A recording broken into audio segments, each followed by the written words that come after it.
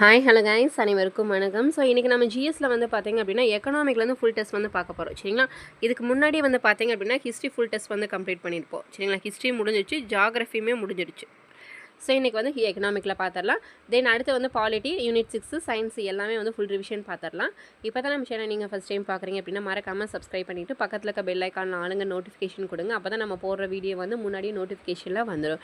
So next வீக்லேருந்து full test நம்ம எழுத போகிறோம். அதாவது வந்து 200 கொஷின்ஸாக எழுத போகிறோம். சரிங்களா? So full syllabus wise OMR வச்சு நீங்கள் டேரெக்டாக ப்ரிப்பேர் பண்ணிக்கலாம். ஸோ 200 கொஷின்ஸ் எழுத போடும். ஸோ அதனால் வந்து மறக்காமல் நம்ம சேனலை சப்ஸ்கிரைப் பண்ணி வச்சுக்கோங்க. வீடியோ ஸ்கிப் பண்ணாமல் ஃபுல்லாக பாருங்கள். உங்களுக்கான கொஷின் லாஸ்ட்டில் இருக்குது. ஸோ அது மட்டும் இல்லை, நிறைய பேர் வந்து இந்த மாதிரி டெஸ்ட் கொஷின் அண்ட் ஆன்சர்ஸ் வந்து ஃபைனல் ரிவிஷனுக்கு போட்டு பார்க்க வேணும்னு கேட்டிருந்தீங்க. ஸோ இன்கேஸ் உங்களுக்கு வேணும் அப்படின்னா நாங்கள் மேலே வாட்ஸ்அப் நம்பர் கொடுத்துருக்கோம். நீங்கள் டெக்ஸ்ட் பண்ணி டீட்டெயில் கேட்டுட்டு வாங்கிக்கலாம். டெஸ்ட் கொஷின்ஸு, ஸ்டடி மெட்டீரியலோட பிடிஎஃப் எல்லாமே வந்து நம்ம கொடுத்துட்ருக்கோம். சரிங்களா? ஸோ வேணுங்கிறவங்க மேலே வாட்ஸ்அப் நம்பர் கொடுத்துருக்கோம். டெக்ஸ்ட் பண்ணி டீட்டெயில் கேட்டுட்டு வாங்கிக்கலாம். ஃபர்ஸ்ட் கொஷின் வந்து பாருங்கள். ரிசர்வ் பேங்க் ஆஃப் இந்தியா எந்த ஆண்டு தனது செயல்பாடுகளை தொடங்கியது? ஆர்பிஐப்பா. ரிசர்வ் பேங்க் ஆஃப் இந்தியா வந்து எந்த வருஷம் வந்து தனது செயல்பாடுகளை தொடங்கியது? ஆன்சர் 1935. Option C 1935. ரெண்டாவது கேள்வி. இந்தியாவின் அதிக மக்கள் தொகை அடர்த்திக்கான முக்கிய காரணம் என்ன? இந்தியாவின் அதிக மக்கள் தொகை அடர்த்திக்கான முக்கிய காரணம் என்ன அப்படின்னு கேட்டிருக்காங்க. பாருங்கள். அரசின் நலத்திட்டங்கள் பிறப்பு விகித அதிகரிப்புக்கு சாதகமாக உள்ளது அப்படிங்கிறாங்க. சரியாப்பா? ஸோ இல்லை, தவறு. மக்களின் அதிகரிக்கின்ற வாழ்க்கை தரம், வருமானம், வாங்கும் சக்தி பிறப்பு விகிதத்தை அதிகரிக்கும் அப்படிங்கிறாங்க. ஸோ அதுக்கும் பிறப்புக்கும் சம்மந்தம் இல்லை. கரெக்டாக? ஸோ இதுவும் தவறு. அடுத்தது, அதிகரிக்கின்ற பிறப்பு விகிதத்துடன் குறைகின்ற இறப்பு விகிதம். ஸோ அதாவது முக்கிய காரணம் என்ன அப்படின்னா மக்கள் தொகை அடர்த்திக்கான காரணம் வந்து நிறைய பிறப்பு வரும்போது அதுக்கு தகுந்த மாதிரி குறைகின்ற இறப்பு விகிதம் வந்து குறையுது. சரிங்களா? ஸோ இது வந்து சரி. அடுத்தது, அரசின் மக்கள் தொகை கட்டுப்பாட்டு நடவடிக்கைகள் வந்து தோல்வி அப்படிங்கிறாங்க. ஸோ இதுவுமே வராது. ஸோ முக்கிய காரணம் என்னப்பா? அதிகரிக்கின்ற பிறப்பு விகிதத்துடன் குறைகின்ற இறப்பு விகிதம் தான் வந்து பார்த்திங்கன்னா மக்கள் தொகை அடர்த்திக்கான முக்கிய காரணம். ஆப்ஷன் சி தான் வந்து சரி. மூணாவது கேள்வி வந்து பாருங்கள். சரக்கு மற்றும் சேவை வரியை முதலில் அறிமுகப்படுத்திய நாடு எது? சரக்கு மற்றும் சேவை வரின்னு என்னப்பா? ஜிஎஸ்டியா? ஜிஎஸ்டியை வந்து முதல்ல அறிமுகப்படுத்திய நாடு எதுப்பா? Answer France. Option A France.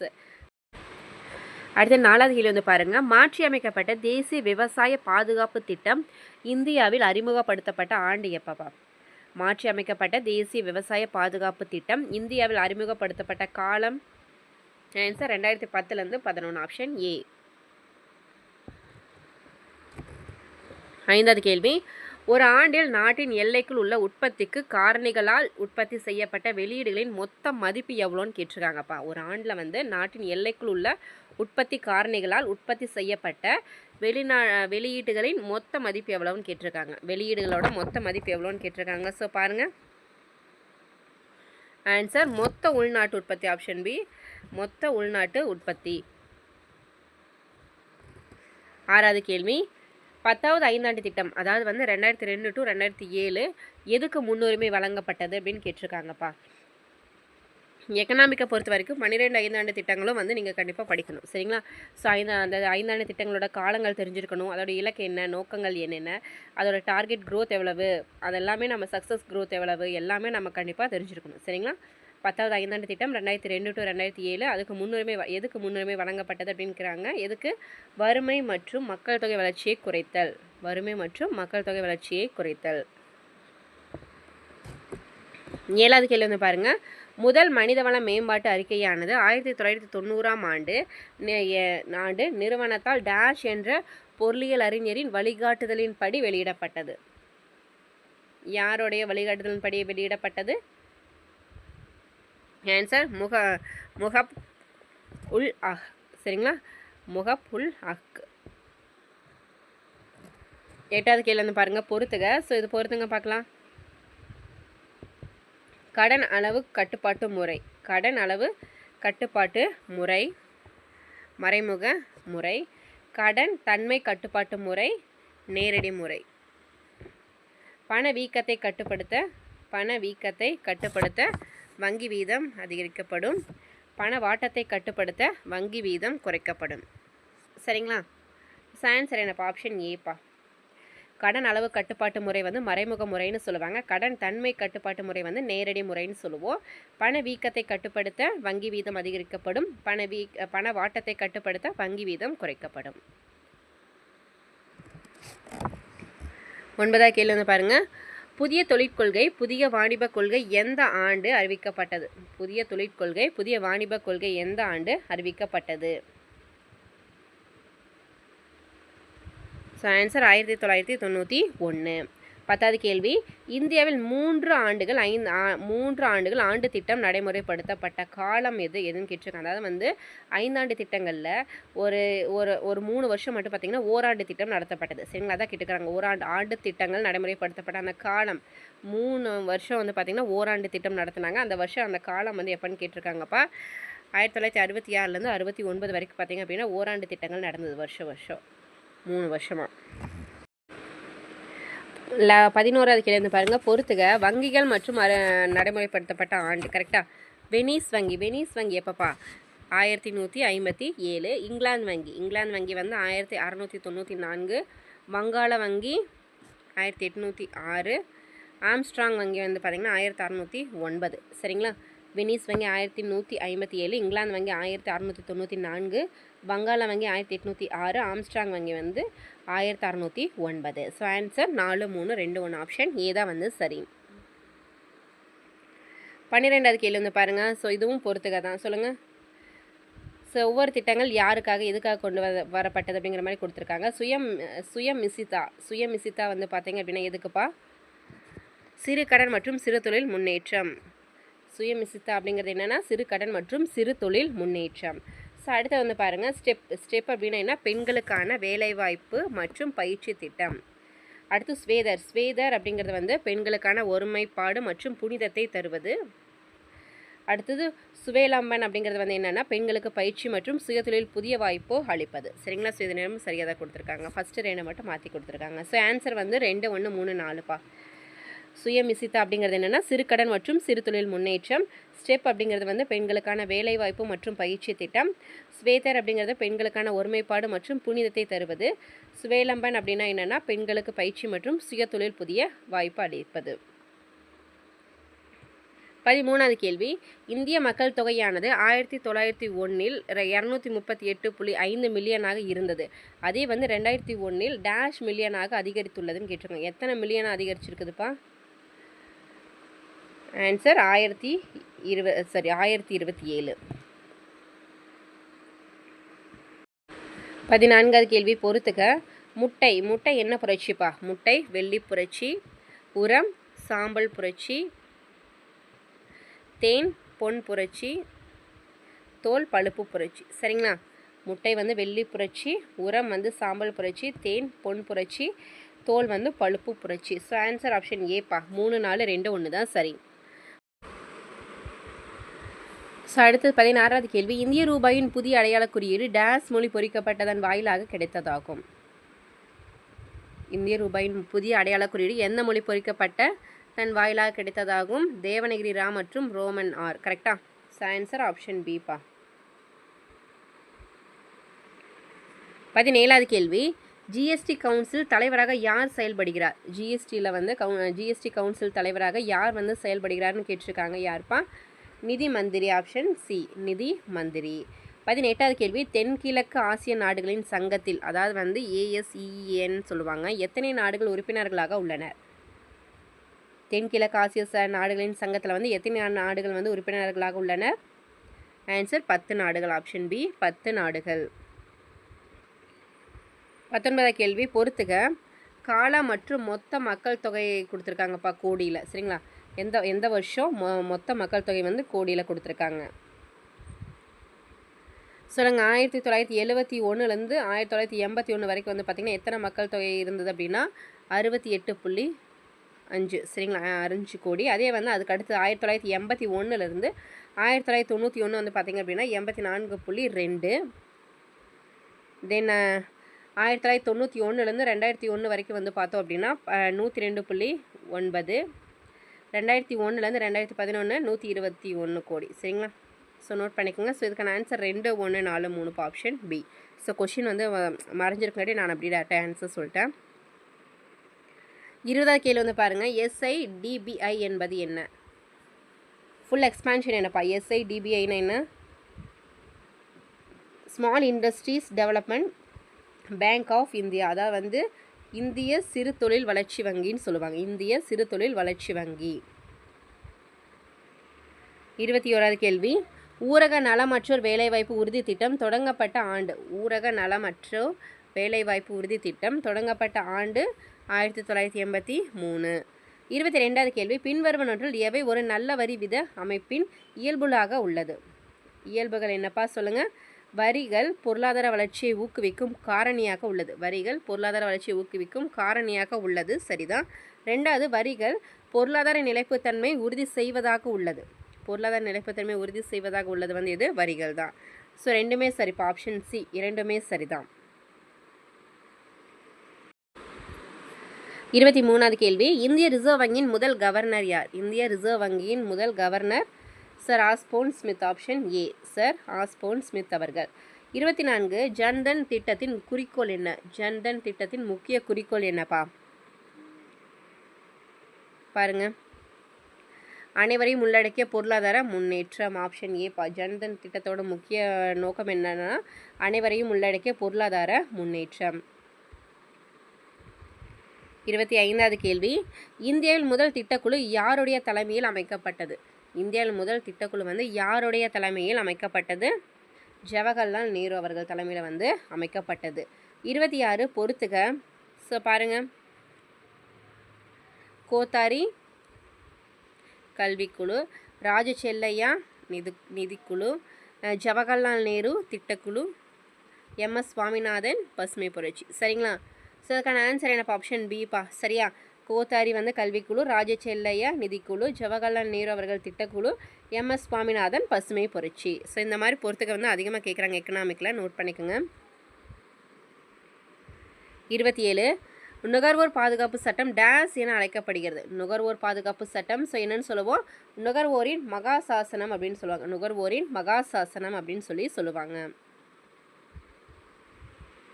28, நிதி ஆயோக் நடைமுறைக்கு வருவதற்கு முன்பு இருந்த அமைப்பு என்னப்பா? நிதி ஆயோக் வர்றதுக்கு முன்னாடி இருந்த அந்த அமைப்பு பேர் என்ன அப்படின்னா திட்டக்குழு. திட்டக்குழுக்கு அப்புறம் தான் வந்து பார்த்திங்க அப்படின்னா நிதி ஆயோக் வந்தது. சரிங்களா? பிளானிங் கமிஷனுக்கு அப்புறம் தான் நிதி ஆயோக் வந்து கொண்டு வரப்பட்டது. 29, நீலப்புரட்சி எந்த நோக்கத்திற்காக நடைமுறைப்படுத்தப்பட்டது? நீலப்புரட்சி எந்த நோக்கத்திற்காக நடைமுறைப்படுத்தப்பட்டது? படிங்க. ஆடை தயாரிப்பு தொழிலில் உள்ள தொழிலாளர்களின் பொருளாதார வளர்ச்சிக்காக அப்படிங்கிறாங்க. சரியா? தவறு. கட்டுமான தொழிலில் உள்ள தொழிலாளர்களின் பொருளாதார வளர்ச்சிக்காக, இதுவும் தவறு. விவசாய தொழிலாளர்களின் பொருளாதார வளர்ச்சிக்காக, ஸோ இதுவும் விவசாயத்துக்கும் இதுக்கும் சம்மந்தம் இல்லை. அடுத்தது, மீனவர் மற்றும் மீன்பிடி தொழிலாளர்களின் பொருளாதார வளர்ச்சிக்காக. நீலப்புரட்சினால் என்னப்பா? மீன் தானே. ஸோ நமக்கு தெரியும், மீனவர் மற்றும் மீன்பிடி தொழிலாளர்களின் பொருளாதார வளர்ச்சிக்காக தான் வந்து பார்த்திங்கன்னா நீலப்புரட்சி வந்து வந்தது. ஆப்ஷன் டி தான் வந்து சரி. 30வது கேள்வி, பொறுத்துக்க. அமைப்பு மற்றும் நிறுவப்பட்ட ஆண்டுகள் கொடுத்துருக்காங்க. ஸோ எந்தெந்த அமைப்பு எந்தெந்த வருஷம் நிறுவப்பட்டது? பன்னாட்டு வாணிபத்தின் மீதான பொது ஒப்பந்தம், கேட்னு சொல்லுவோம்ல, பன்னாட்டு வாணிபத்தின் மீதான பொது ஒப்பந்தம் 1948. உலக வர்த்தக அமைப்பு 1995. ஆசிய வளர்ச்சி அமைப்பு 1966. மறுசீரமைப்பு மற்றும் மேம்பாட்டிற்கான பன்னாட்டு வங்கி 1945. சரிங்களா? So answer option C. பன்னாட்டு வாணிபத்தின் மீதான பொது ஒப்பந்தம் 1948, உலக வர்த்தக அமைப்பு 1995, ஆசிய வளர்ச்சி அமைப்பு வந்து 1966, மறுசீரமைப்பு மற்றும் மேம்பாட்டிற்கான பன்னாட்டு வங்கி 1945. இந்த ஆண்டுகள் வந்து ரொம்ப ரொம்ப முக்கியம், நோட் பண்ணிக்கோங்க. 31வது கேள்வி, 1982 வேளாண் மறுநிதி மற்றும் வளர்ச்சி கழகம் டேஸின் இணைக்கப்பட்டது. ஆப்ஷன் பாருங்கள். ஸோ எது கூட இணைக்கப்பட்டது? SBI கூட. ஆப்ஷன் டி, SBI கூட. 32வது கேள்வி, இந்தியாவில் பசுமை புரட்சி அறிமுகம் செய்தவர்கள் யார்? இந்தியாவில் வந்து பசுமை புரட்சியை வந்து அறிமுகம் செய்தவர்கள் யார்ப்பா? AM குஸ்ரோ மற்றும் MS சுவாமிநாதன். AM குஸ்ரோ மற்றும் MS சுவாமிநாதன் அவர்கள். 33வது கேள்வி, எந்த ஆண்டு சரக்கு மற்றும் சேவை வரி அறிமுகப்படுத்தப்பட்டது? ஸோ நம்ம இந்தியாவில் வந்து எந்த ஆண்டு வந்து பார்த்திங்க அப்படின்னா சரக்கு மற்றும் சேவை வரி அறிமுகப்படுத்தப்பட்டது அப்படின்னா 2017. Option B 2017. 34வது கேள்வி, 2011ஆம் ஆண்டு கணக்கெடுப்பின்படி தமிழ்நாட்டில் கல்வி கற்றவர்களின் விழுக்காடு எவ்வளோப்பா? கல்வி கற்றவர்களின் விழுக்காடு வந்து 80.3%. 2011ஆம் ஆண்டில் பார்க்கும்போது. இப்போ வந்து பார்த்திங்கன்னா எல்லாருமே படிச்சுட்டாங்க. ஸோ அந்த இதில் வந்து பார்க்கும்போது வெறும் 80% தான் படிச்சிருந்தாங்க. 35வது கேள்வி, கீழ்கண்டவற்றில் எந்த கமிட்டி 1998ஆம் ஆண்டு ஏற்படுத்தப்பட்டது? எந்த கமிட்டி வந்து 1998ஆம் ஆண்டு ஏற்படுத்தப்பட்டது? Answer Indrajit Gupta committee. Option C Indrajit Gupta committee. 36வது கேள்வி, 2வது ஐந்தாண்டு திட்டத்தை உருவாக்குவதில் முக்கிய பங்காற்றிய பொருளாதார மேதை யார்? 2வது ஐந்தாண்டு திட்டத்தை உருவாக்குவதில் முக்கிய பங்காற்றிய பொருளாதார மேதையின் பெயர் என்னப்பா? பிசி மகளனோபிஸ். Option B. ஐந்தாண்டு திட்டங்கள் ரொம்ப ரொம்ப முக்கியம்ப்பா. அதே மாதிரி மாதிரி யாருன்னு கேட்பாங்க. ஸோ அதையும் நோட் பண்ணிக்கோங்க. 37வது கேள்வி, இந்திய மைய வங்கி விதி டேஷின் படி மைய வங்கிக்கு எல்லா வகையான பண நோட்டுகளையும் வெளியிடும் தனிப்பெரும் அதிகாரம் உள்ளது. எந்த விதின்னு கேட்டிருக்காங்கப்பா? ஆன்சர் 22. Option A 22. விதி 22 படி மைய வங்கிக்கு எல்லா வகையிலுமான பண நோட்டுகளையும் வெளியிடும் தனிப்பெரும் அதிகாரம் வந்து உள்ளது. 38 பொறுத்துக. ஸோ ஐந்தாண்டு திட்டங்களும் காலங்கள் கொடுத்துருக்காங்கப்பா. சொல்லுங்கள் பார்க்கலாம். 9வது ஐந்தாண்டு திட்டம். 9வது ஐந்தாண்டு திட்டம் வந்து 1997லேருந்து 2002 வரைக்கும். 10வது ஐந்தாண்டு திட்டம் 2002லேருந்து 2007. 11வது ஐந்தாண்டு திட்டம் அடுத்தது 2007 to 12. 12வது ஐந்தாண்டு திட்டம் 12 to 17. கரெக்டாக? ஸோ இதுக்கான ஆன்சர் என்னப்பா? Option C 4, 1, 2, 3. 9வது ஐந்தாண்டு திட்டம் 1997 to 2002. 10 2002 to 7. 11 2007 to 12. 12வது ஐந்தாண்டு திட்டம் 12 to 17. கரெக்டாக? 39 இந்தியாவில் 20 அம்ச திட்டம் அறிமுகப்படுத்தப்பட்ட ஆண்டு. இந்தியாவில் 20 அம்ச திட்டம் அறிமுகப்படுத்தப்பட்ட ஆண்டு எப்போ? ஜூலை 1975. ஆப்ஷன் ஏ தான் வந்து சரி. 40வது கேள்வி, கூற்றுகளை ஆராய்க. கூற்று 1991ஆம் ஆண்டு தொழிற்கொள்கை இந்திய பொருளாதாரம் தாராளமயமாவதை தொடங்கி வைத்தது. சரியா? சரி. காரணம் 1995ஆம் ஆண்டில் இந்திய பொருளாதாரம் உலக பொருளாதாரத்துடன் ஒருங்கிணைக்கப்பட்டது. இந்திய பொருளாதாரம் வந்து உலக பொருளாதாரத்து கூட ஒருங்கிணைக்கப்பட்டது. ஸோ இதுவுமே சரிதான். கரெக்டாக? ஸோ ஆப்ஷன் சிப்பா கூற்று காரணம் இரண்டுமே சரிதான். காரணம் கூற்றுக்கான சரியான விளக்கம். 41வது கேள்வி, 10வது ஐந்தாண்டு திட்டத்தின் மொத்த தேசிய உற்பத்தி வளர்ச்சி இலக்காக நிர்ணயம் செய்யப்பட்ட சதவீதம் என்னப்பா? 10வது ஐந்தாண்டு திட்டத்தோட மொத்த தேசிய உற்பத்தி வளர்ச்சி வந்து இலக்காக நிர்ணயம் செய்யப்படுது. அதாவது டார்கெட் க்ரோத் எவ்வளோன்னு கேட்டிருக்காங்க. ஆன்சர் 8%. Option C 8%. 42 முத்ரா என்பதன் விரிவாக்கம் என்னப்பா? முத்ரா என்பதன் விரிவாக்கம் என்ன? Answer micro unit development and refinance and agency. Option A தான் வந்து சரி. Micro unit development and refinance agency. 43வது கேள்வி, இந்தியாவில் விரைவான மக்கள் தொகை வளர்ச்சி எந்த ஆண்டில் நிலவியது? இந்தியாவில் விரைவான மக்கள் தொகை வளர்ச்சி வந்து எந்த வருஷத்தில் வந்தது அப்படின்னு கேட்டிருக்காங்க. 1951 to 1981.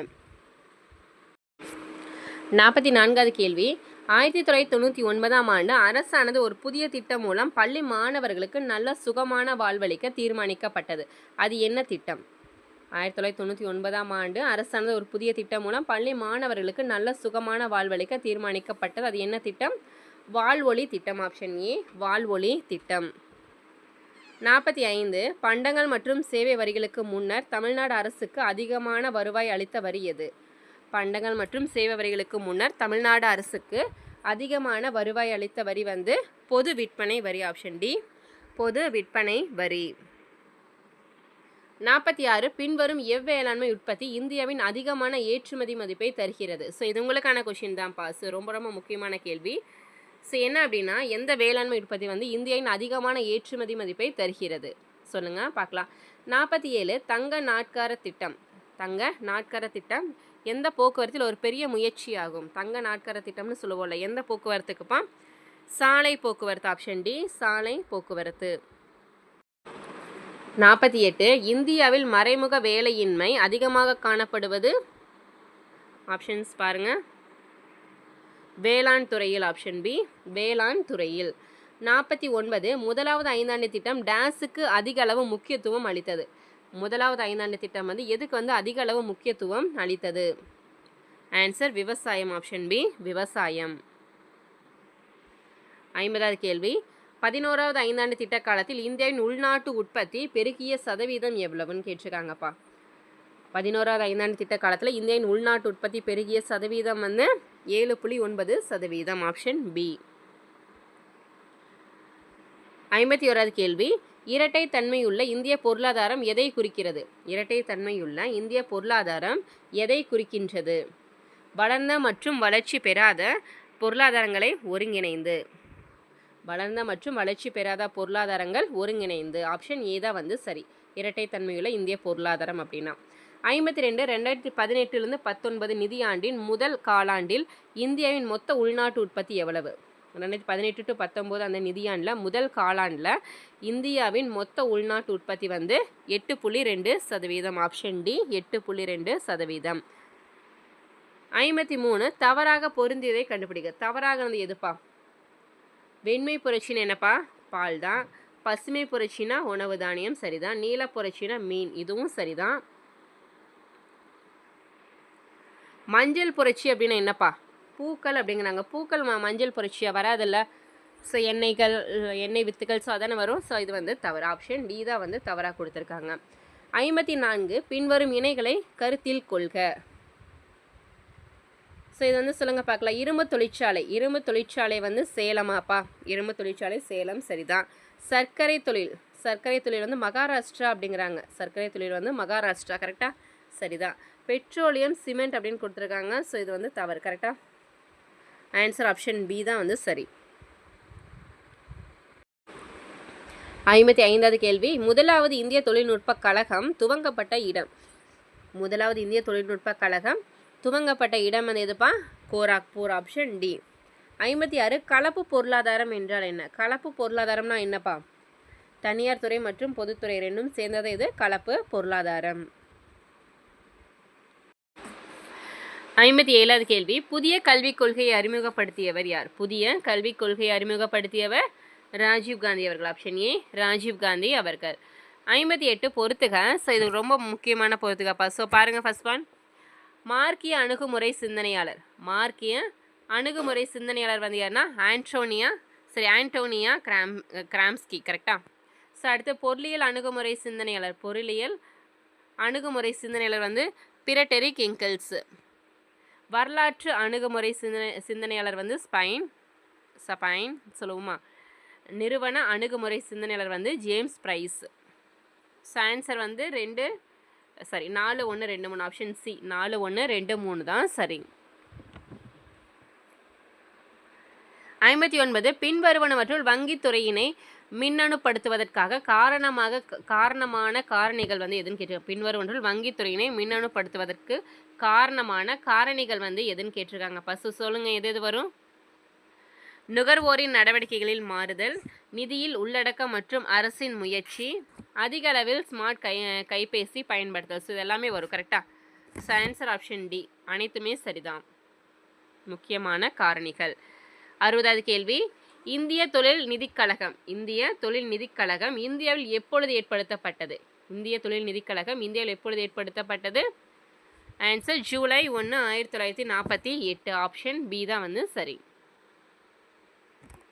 61 பணவியல் கொள்கையின் நோக்கங்கள் என்னென்ன? பணவியல் கொள்கையின் நோக்கங்கள் எது வரும்பா? விலை நிலைத்தன்மை, பொருளாதார வளர்ச்சி, சமூக நீதி, அரசு வரவு செலவு திட்டத்தின் பற்றாக்குறையை குறைப்பது. ஸோ இது வராது கரெக்டாக. பணவியல் கொள்கை தானே கேட்டிருக்காங்க. அரசு வரவு செலவு திட்டத்தின் பற்றாக்குறை குறைப்பதால் அதில் வர ஃபர்ஸ்ட் 3மே சரிப்பா. ஆப்ஷன் சி 1 2 3 சரி. 62 கீழ்கண்டவர்களுள் யார் புறா மாதிரியோடு தொடர்புடையவர்? ஸோ இது ரொம்ப முக்கியமான கேள்வி தான். கீழ்கண்டவர்கள் யார் வந்து புறா மாதிரியோடு தொடர்புடையவர் ஆவர்? ஆன்சர் ஏபிஜே அப்துல் கலாம் அவர்கள். Option B. 63 கீழே கொடுக்கப்பட்டுள்ள வரி குரூப்பில் எது ஜிஎஸ்டி வரம்புக்குள் வருபவை? ஸோ கீழே வந்து நிறைய வரிகள் கொடுத்துருக்காங்க. அது வந்து ஜிஎஸ்டி வரம்புக்குள் வருவது எதுன்னு கேட்டிருக்காங்க. எது வரும்? கலால் வரி, பொழுதுபோக்கு வரி மற்றும் விற்பனை வரி. சரிங்களா? ஆப்ஷன் பி தானே சரி. கலால் வரி, பொழுதுபோக்கு வரி மற்றும் விற்பனை வரி.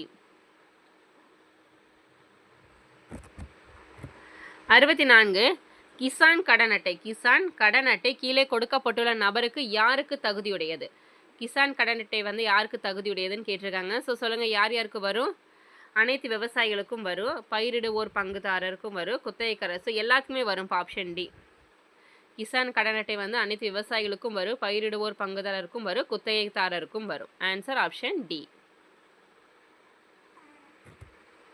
65 சமுதாய பாதுகாப்பு குறியீடு. சமுதாய பாதுகாப்பு குறியீடு யாரால் உருவாக்கப்பட்டது?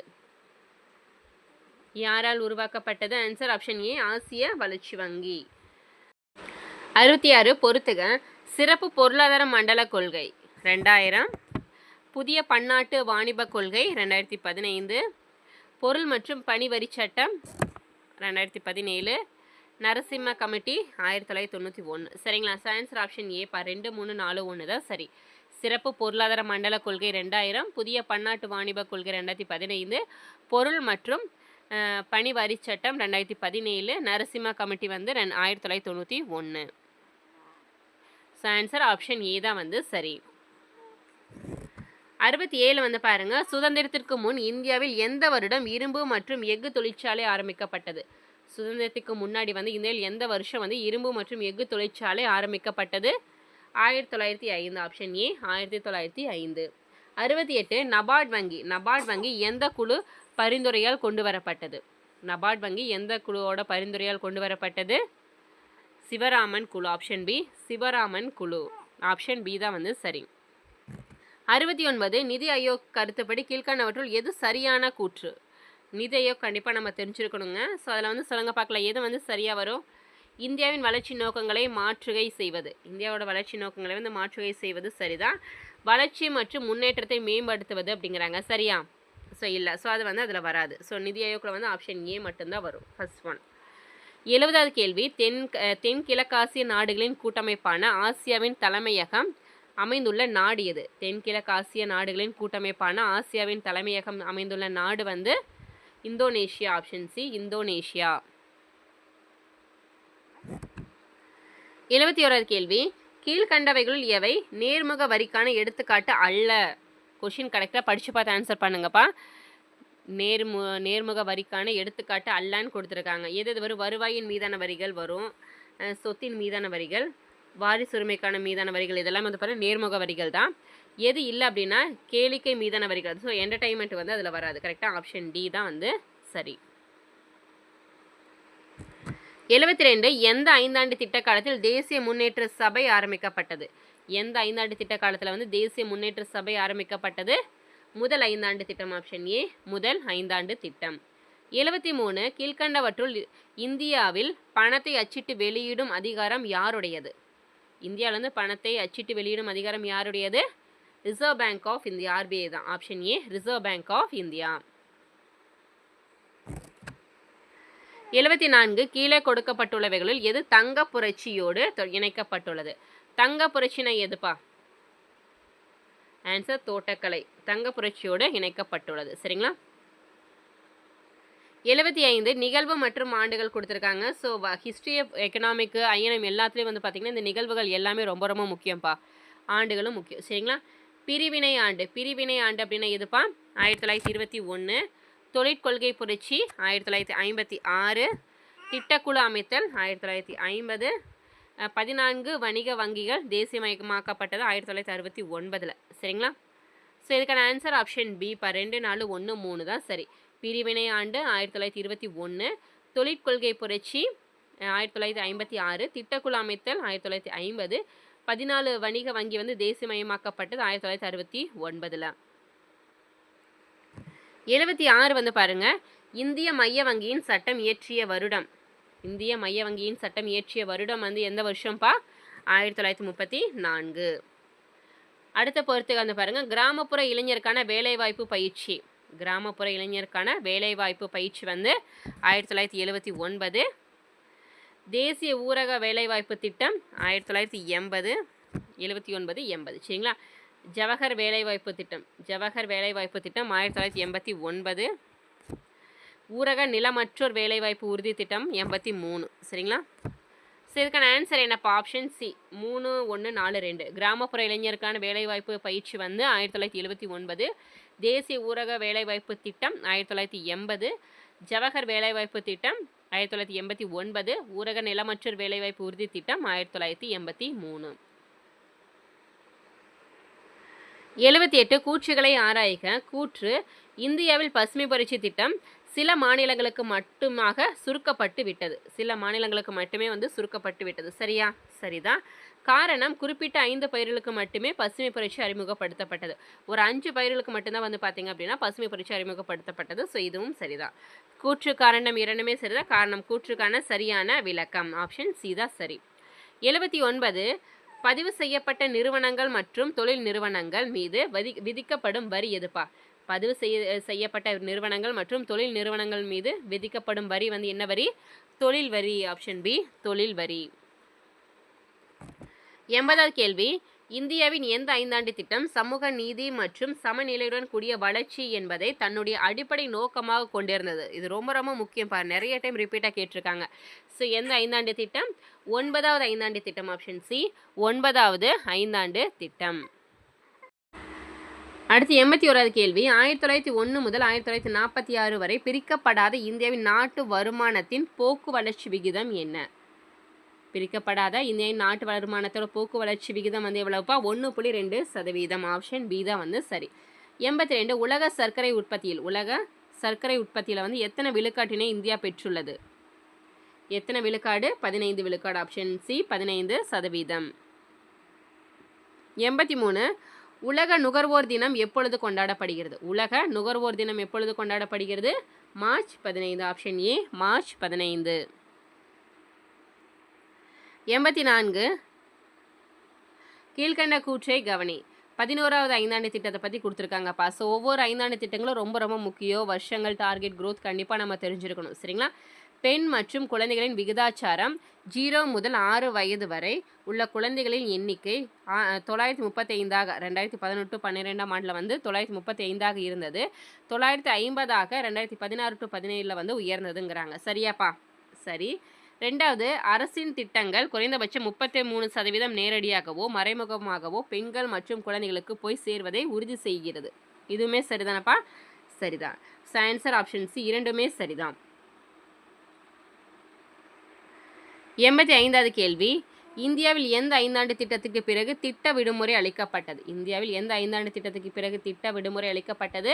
3ஆம் 5 திட்டம். ஆப்ஷன் பி 3வது 5 திட்டத்துக்கு பிறகு வந்து திட்ட விடுமுறை அளிக்கப்பட்டது. அதே மாதிரி ஓராண்டு காலம் வந்து எப்போ நடந்தது அதுவும் நம்ம நோட் பண்ணிக்கணும். சரிங்களா? அதான் ஆல்ரெடி பார்த்துட்டோம்ல. 86வது கேள்வி: இந்தியாவில் வறுமை கோட்டினை வரையறுக்க 7வது நிதிக்குழு டேஷ் என்னும் புதிய கருத்தை பயன்படுத்தியது. எந்த புதிய கருத்தை பயன்படுத்தியது? Answer option be the augmented போவர்ட்டி line, அதாவது நீட்டக்கப்பட்ட வறுமை கோடு. 87 அனைத்து பொருளியல் வாழ்வும் திட்டமிடுதலை உட்படுத்தியே அப்படிங்கிறது வந்து யாருடைய கூற்று? அனைத்து பொருளியல் வாழ்வும் வந்து பார்த்தீங்க அப்படின்னா திட்டமிடுதலை உட்படுத்தியே, எல்லா பொருளியல் எக்கனாமிக் எல்லாமே வந்து நம்ம பிளான் பண்ணி திட்டமிடுதலை உட்படுத்தியே வந்து உள்ளது அப்படின்னு சொல்லி சொன்னது வந்து யாருடைய கூற்று அப்படிங்கிறாங்க. ஸோ யார்ப்பா? ஆன்சர் வந்து ஆப்ஷன் சி பா Lionel Robbins. Option C Lionel Robbins. 88 மறுசீரமைப்பு மற்றும் வளர்ச்சிக்கான பன்னாட்டு வங்கியின் கீழ் செயல்படும் அடிப்படை மாற்றத்தை சரி செய்யும் உதவி திட்டம் தொடங்கப்பட்ட ஆண்டு எந்த வருஷம்னு கேட்டிருக்காங்க? 1985. ஆப்ஷன் ஏ தான் வந்து சரி. 89வது கேள்வி வந்து பாருங்க: இந்தியாவில் 3 ஆண்டுகள் ஆண்டு திட்டம் நடைமுறைப்படுத்தப்பட்ட காலம் வந்து எதுன்னு கேட்டிருக்காங்க? 1966 to 67. 90வது கேள்வி: பின்தங்கிய நாடுகளின் குறைவான மூலதன ஆக்கமே வறுமைக்கு அடிப்படை காரணம் என கூறியவர் யார்? பின்தங்கிய நாடுகளின் குறைவான மூலதன ஆக்கமே வறுமைக்கு அடிப்படை காரணம் அப்படின்னு சொல்லி சொன்னவர் யாருப்பா? ராக்னர் நக்ஸ். ஆப்ஷன் சி தான் வந்து சரி, நர்கஸ். 91வது கேள்வி: பொறுத்துக குறியீட்டின் பெயர் மற்றும் உருவாக்கப்பட்ட ஆண்டு கொடுத்துருக்காங்கப்பா. ஸோ ரொம்ப ரொம்ப முக்கியம் இந்த கொஷினை. கரெக்டாக படித்து பார்த்து ஆன்சர் பண்ணுங்கள். மனித மேம்பாட்டு குறியீடு 1990. பாலின தொடர்பான மேம்பாட்டு குறியீடு 1995. மனித வறுமை குறியீடு 1997பா. 1000 ஆண்டு மேம்பாட்டு இலக்கு வந்து 2000. சரிங்களா? ஸோ ஆன்சர் ஆப்ஷன் பியா 4, 3, 2, 1 தான் சரி. மனித மேம்பாட்டு குறியீடு 1990, பாலின தொடர்பான மேம்பாட்டு குறியீடு 1995, மனித வறுமை குறியீடு 1997, 1000 ஆண்டு மேம்பாட்டு இலக்கு 2000. சரிங்களா? 92.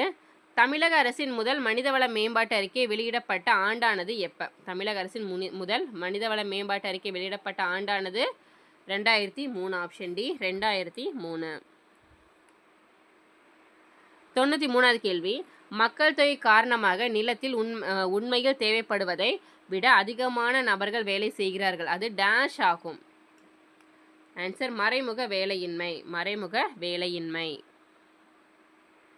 95. இந்தியாவில் ஆண் பெண் பாலின விகுதி அதிகமாக உள்ள மாநிலம் எதுப்பா? ஸோ இந்த மாதிரி கொஷின் வந்து மக்கள் தொகையிலேருந்து கண்டிப்பாக கொஷின்ஸ் வரும். இந்தியாவில் ஆண் பெண் பாலின விகுதி அதிகமாக உள்ள மாநிலம் எதுப்பா? கேரளா. Option A Kerala. 95. இந்தியாவில் செய்யுங்கள். இந்தியாவில் செய்யுங்கள் அப்படிங்கிற திட்டம் தொடங்கப்பட்ட நாள் மற்றும் ஆண்டு. மேக் இன் இந்தியா அப்படின்னு சொல்லுவாள்ல. ஸோ எப்பப்பா? செப்டம்பர் 25, 2014. செப்டம்பர் 25, 2014. 96. 1961 7 மாவட்டங்களில் செயல்படுத்தப்பட்ட முன்னோடி திட்டம் என்ற புதிய தொழில்நுட்பம் எவ்வாறு அழைக்கப்படுகிறது? முன்னோடி திட்டம் அப்படிங்கிறது வந்து பார்த்திங்கன்னா, முன்னோடி திட்டம் அப்படிங்கிற புதிய தொழில்நுட்பம் வந்து எவ்வாறு அழைக்கப்படுகிறதுங்கிறாங்க. அதிக விளைச்சல் தரும் ரகங்களை உற்பத்தி செய்வதற்கான திட்டம். சரிங்களா? அதிக விளைச்சல் தரும் ரகங்களை உற்பத்தி செய்வதற்கான திட்டம் தான் என்ன? முன்னோடி திட்டம் அப்படின்னு சொல்லுவாங்க. 97 வந்து பாருங்கப்பா பொறுத்துக. ஸோ இது சொல்லுங்க பார்க்கலாம். கொஷினை பாஸ் பண்ணி வச்சு ஆன்சர் பண்ணுங்கள். வறுமை ஒழிப்பு திட்டம். வறுமை ஒழிப்பு திட்டம் மென்ரேகான்னு சொல்லுவோம்ல. அடுத்து மக்கள் மேம்பாட்டு திட்டம். மக்கள் மேம்பாட்டு திட்டம் மதிய உணவு. சமூக உதவி திட்டம். சமூக உதவி திட்டம் தேசிய முதியோர் பென்ஷன். அடிப்படை தேவைகள் திட்டம் இந்திரா ஆவாஸ் யோஜனா. சரிங்களா? ஸோ ஆன்சர் ஆப்ஷன் ஏப்பா 4, 1, 3, 2 தான் சரி. வறுமை ஒழிப்பு திட்டம் மென்ரேகா, மக்கள் மேம்பாட்டு திட்டம் மதிய உணவு, சமூக உதவி திட்டம் தேசிய முதியோர் பென்ஷன், அடிப்படை தேவைகள் திட்டம் இந்திரா ஆவாஸ் யோஜனா. 98. இந்தியாவில் மக்கள் தொகை வளர்ச்சிக்கான காரணம் என்னப்பா?